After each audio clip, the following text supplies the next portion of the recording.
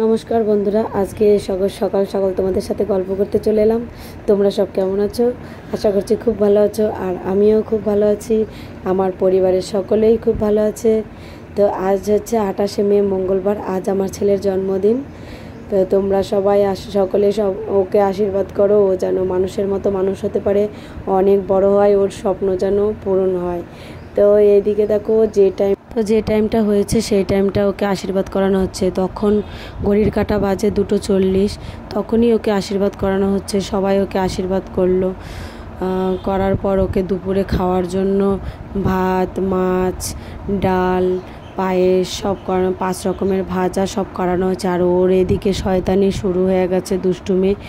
তো চন্দন ওর পিঠে দিতে হবে, পেটে দিতে হবে, গলায় দিতে হবে, ওর বদমাইশি শুরু হয়ে গেছে। তো এদিকে ও যতটুকু পেরেছে ততটুকু খেয়েছে, ও তো অতটা খেতে পারে না।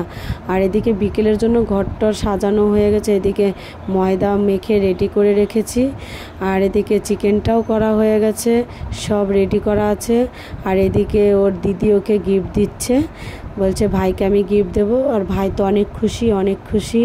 আর এদিকে কেক কাটার জন্য এত ব্যস্ত হয়ে গেছে, আমার কেক কোথায়, কেক নিয়ে আসো। তো সবাই কেকটাও কাটিয়ে নেওয়া হলো। তো সবাইকে কেক খাইয়ে দেবে, ক্রিম মাখাবে।